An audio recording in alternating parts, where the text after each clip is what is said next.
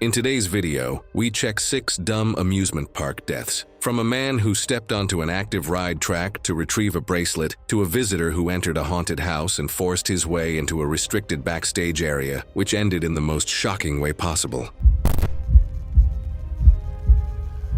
It was October 22, 2016, at a fall festival in rural Ohio. Crowds moved through the midway between food stalls and carnival rides, including a haunted ghost train set up inside a converted warehouse where small ride carts carried guests through dark tunnels filled with fog, props, and sudden jump scares from hidden actors. Merritt Glunt, a 44-year-old logistics supervisor known among co-workers for his quick temper, had come to the festival that evening with a woman he had recently started dating. At work, he was used to solving problems with direct action, often responding to tense situations before taking time to think them through. That same impulsive reaction sometimes surfaced outside the workplace, especially when he felt embarrassed or caught off guard. Earlier that night, the pair had been walking through the festival grounds when they decided to try the haunted ghost train ride. At the entrance, staff reminded riders not to touch the actors, leave the ride vehicle, or open any marked staff doors. Shortly after 8 o'clock, Merritt and his date boarded a 2-person cart as the ride carried them slowly through dark rooms, where actors appeared beside the track to startle passing riders. In one section, a masked performer burst from behind a panel, causing Merritt to flinch while his date laughed at the reaction. The moment clearly irritated him. Moments later, another actor stepped out beside their cart in a second jump scare. Still embarrassed,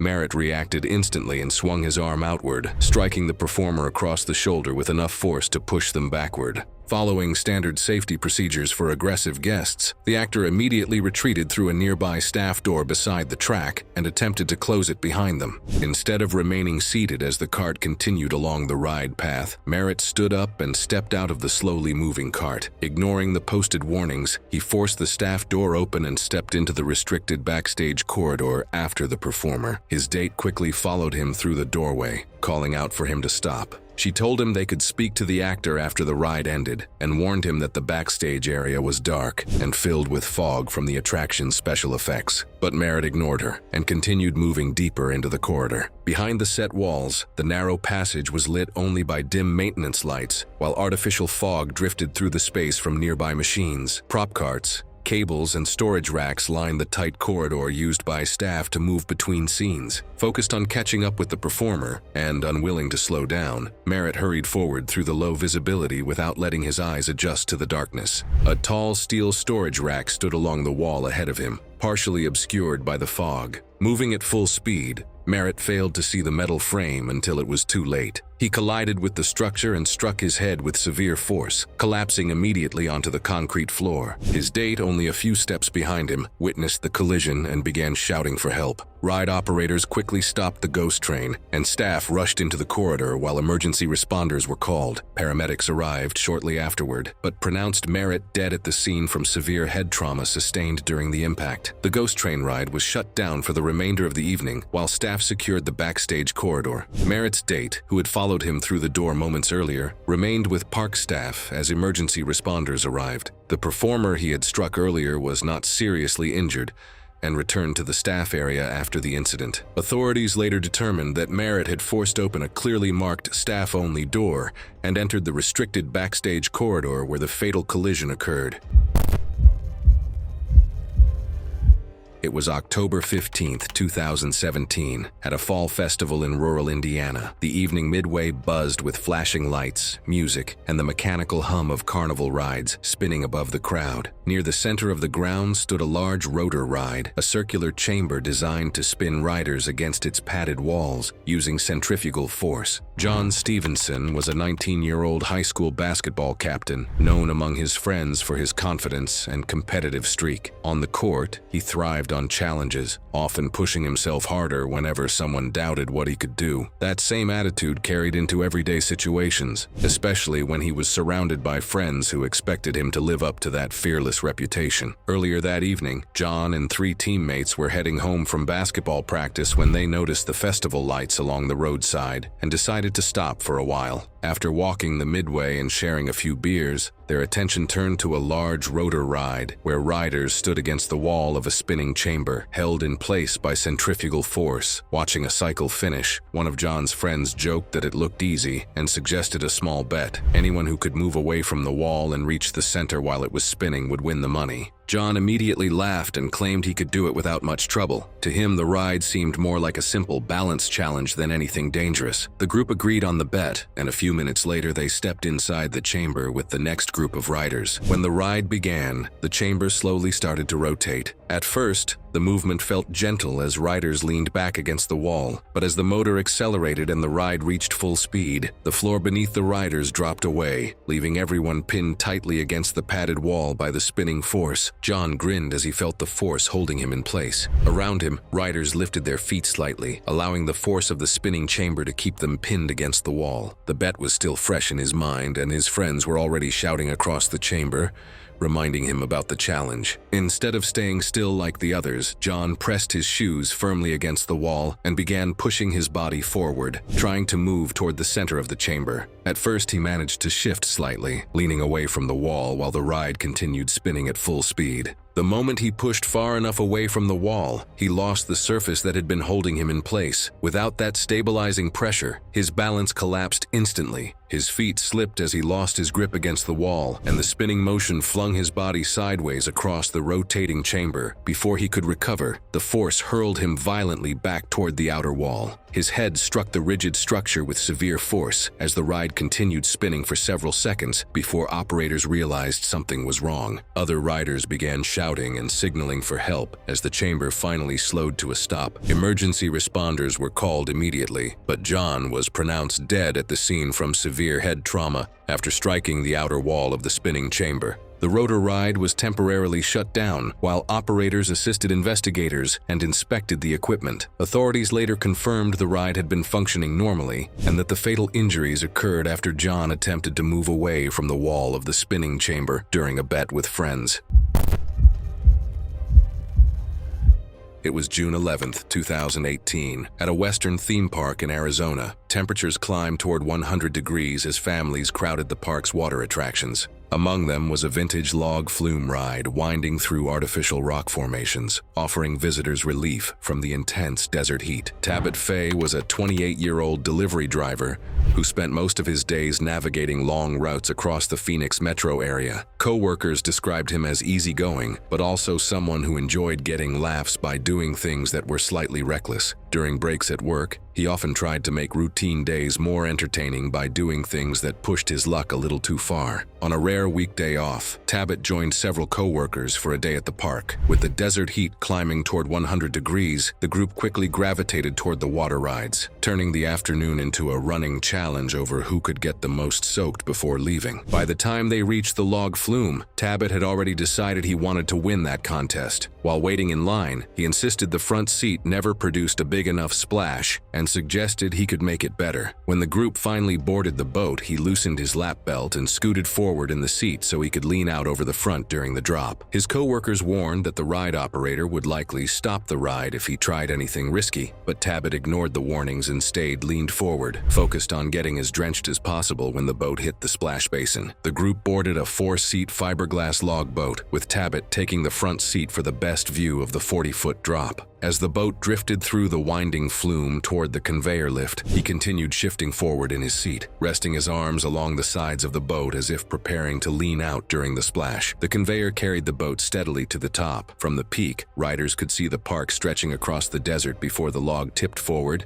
and began its descent down the chute. As the boat raced down the drop and approached the splash basin, Tabit leaned forward and sideways over the bow, attempting to stretch his arm into the water for the biggest possible splash. The sudden surge of water and rapid deceleration at the bottom of the chute jerked the boat violently. Because he was already leaning outside the seat, the jolt threw Tabit partially out of the front of the log. His torso slid over the bow and into the narrow space between the fiberglass boat and the metal guide rail along the side of the flume as the log slammed into the splash trough. The boat continued drifting forward for several feet before wedging against the guide rail along the side of the channel. With his body trapped between the rigid fiberglass bow and the metal guide rail along the side of the flume, Tabit was pinned tightly in the narrowing space. Seconds later, the next boat descended the drop and struck the stalled log from behind. The impact pushed the first boat forward in the channel, compressing Tabit further between the boat and the metal guide rail. Guests along the walkway began shouting as ride operators stopped the lift conveyor to prevent more boats from entering the splash basin. Staff rushed down a maintenance path and worked to separate the boats while emergency responders were called. By the time help arrived, Tabit had already suffered fatal chest compression and head trauma after being crushed between the boat and the flume structure, and he was pronounced dead at the scene. Investigators later determined the ride itself had been functioning normally. The primary factor was that Tabit had deliberately leaned outside the ride vehicle during the high-speed splashdown, placing his body into the narrow clearance space beside the flume channel. It was July 14, 2016, at an amusement park in Missouri. Families moved between attractions as the park's vintage narrow-gauge railway carried visitors through wooded sections of the grounds. Hanson Bricks, a 31-year-old warehouse worker, had driven over from his shift at a regional storage facility about 10 miles away. His sister later told investigators that Hanson rarely went to amusement parks and almost declined the trip, but he agreed after his niece insisted he come along. He wore a stainless steel bracelet that had belonged to their father, who had died several years earlier. The band had loosened over time, and throughout the day, Hanson kept adjusting it while waiting in ride lines, joking that losing it would feel like losing the last thing his dad had given him. The family spent most of the afternoon exploring the park's attractions, with Hanson accompanying his nephew and niece from ride to ride. Around 5:10 in the afternoon, their group stepped off the narrow-gauge sightseeing train after completing the scenic loop through the wooded sections of the park. The locomotive and 2 passenger cars had just pulled into the station when Hanson suddenly felt the bracelet slip from his wrist. He watched it fall onto the ballast gravel between the rails about 6 feet from the platform edge. A nearby sign clearly warned guests not to enter the track area, and a ride attendant was preparing the train for its next departure. Instead of asking staff to retrieve it, Hanson waved off his sister and said he would grab it real quick. Without alerting staff, Hanson stepped down from the platform and walked about 18 feet along the track bed toward the bracelet. Witnesses later said the attendant shouted for him to get off the tracks, but Hanson continued anyway. The next train had already been dispatched around the loop and was approaching the station. The locomotive and passenger cars moved at roughly 8 miles per hour along the straight section leading to the platform. Hanson crouched between the rails, facing away from the incoming train while searching through the loose gravel. As the train cleared the trees, the engineer noticed movement on the track and immediately sounded the horn from roughly 120 feet away. Hanson remained focused on the ground and did not react. He stood up with the bracelet in his hand and turned to step away. His right foot slipped into a shallow depression in the ballast beside the rail. When he tried to pull back, the heel caught against the rail base while the front of his shoe wedged between the rail and the wooden tie beneath it. Witnesses saw him tug upward repeatedly, struggling to free his foot as people on the platform shouted for him to move. The locomotive reached him moments later. The front pilot plate struck his pelvis, knocking him backward onto the rails before the leading wheel assembly rolled across his lower body. The train stopped about 20 feet past the impact point. Park staff used a mechanical jack stored near the station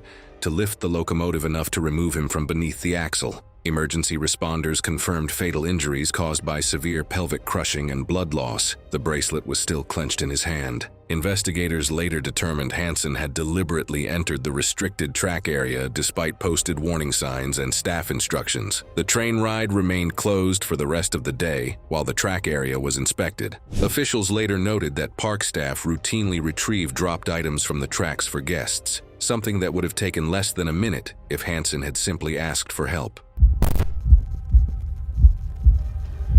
It was August 3, 2017, at a coastal amusement park in South Carolina. Towering steel roller coasters dominated the skyline as ride operators prepared for the evening rush. Valen Spade, a 24-year-old kitchen worker at a local seafood restaurant, had arrived with 2 co-workers before their evening shift. Known for her adventurous spirit and love of thrill rides, Valen had convinced them to squeeze in a few attractions before work. She had worked double shifts all week and was eager for the adrenaline rush that roller coasters could provide. The group approached a high-speed steel roller coaster, where riders sat in open cars, secured by individual ratcheting lap bars rather than shoulder harnesses. The restraints locked across the rider's thighs, with secondary seat belts serving as a backup. Valen chose the second row, left seat, settling into the molded seat as the operator moved down the line checking restraints. Witnesses later reported the restraints appeared properly secured when the train left the station. The operator pressed firmly on each lap bar and confirmed the seat belts before signaling the all clear. Investigators later noted that during the check, Valen had slightly lifted her hips and arched her back while laughing with her co-workers, a posture that can create extra space beneath the lap bar if the rider settles lower afterward.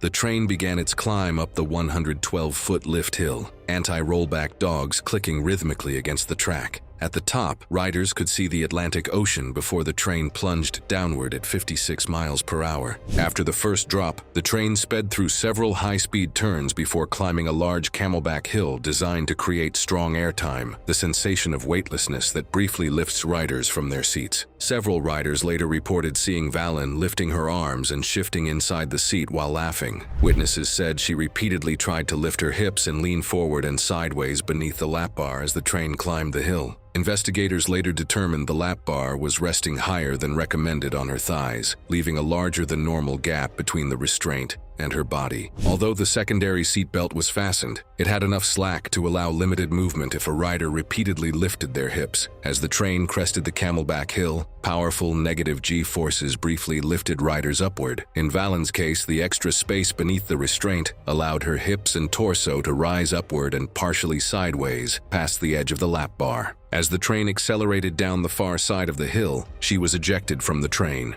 She fell roughly 45 feet, striking a steel support beam before landing on a concrete service path beneath the ride structure. Operators immediately shut down the coaster and cleared guests from the surrounding area. Emergency responders confirmed fatal injuries caused by severe head and spinal trauma from the fall. Inspectors later confirmed that the restraint system was functioning normally and had passed its safety checks. Investigators concluded the restraint had been positioned higher on her body at dispatch, and her repeated movements beneath the lap bar created enough space for her to slip free during the ride's strong airtime hill. The park issued a statement reminding visitors that restraints must remain fully secured and riders must stay seated at all times. Officials later described the incident as a tragic example of how ignoring basic ride safety rules can turn a thrill ride into a fatal mistake.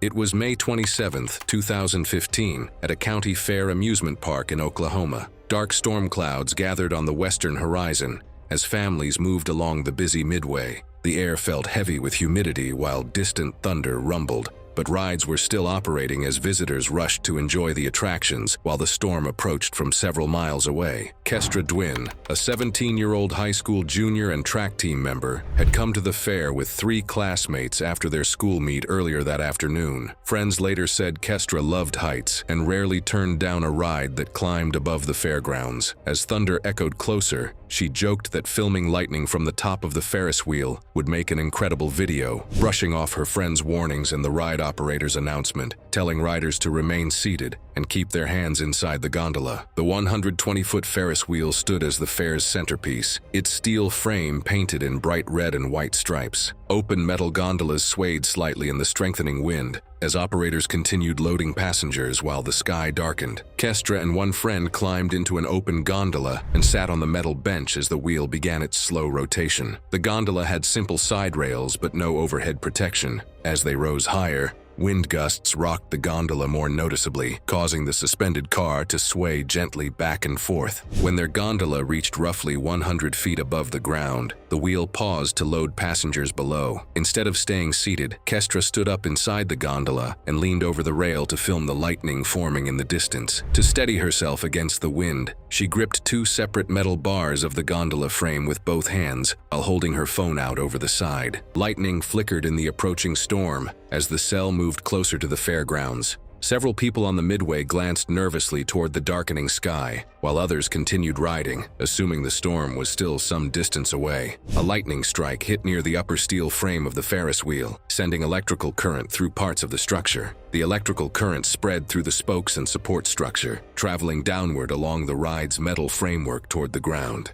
As the charge passed through the gondola mounting arm, a brief side flash arced between the energized bracket and the nearby rail that Kestra was gripping while standing over the side of the gondola recording the storm. Witnesses below saw a bright flash and sparks near the gondola bracket. The discharge passed across her hands and through her upper body for a split second before continuing into the ride's grounded frame. Kestra immediately collapsed sideways onto the bench. Small electrical burns marked her palms where the arc had contacted the metal rail. Her friend, who had remained seated away from the rails, was unharmed and began calling for help from their elevated position while signaling toward the operators below. Fairgoers on the ground alerted ride operators, who began manually rotating the wheel to bring the gondola down. The process took several minutes as each gondola had to be lowered in sequence, while the storm continued approaching and distant thunder grew louder. Emergency responders were waiting when the gondola finally reached ground level. They determined that the lightning discharge triggered a cardiac arrhythmia that caused Kestra to collapse after the current passed through her upper body during the strike. Witnesses later confirmed that Kestra had ignored instructions to remain seated and had stood up while gripping the exposed metal frame of the gondola to film the lightning storm from the top of the ride, a decision that placed her directly in the path of the electrical side flash. Thanks for watching. Want to see more? Click on your screen now.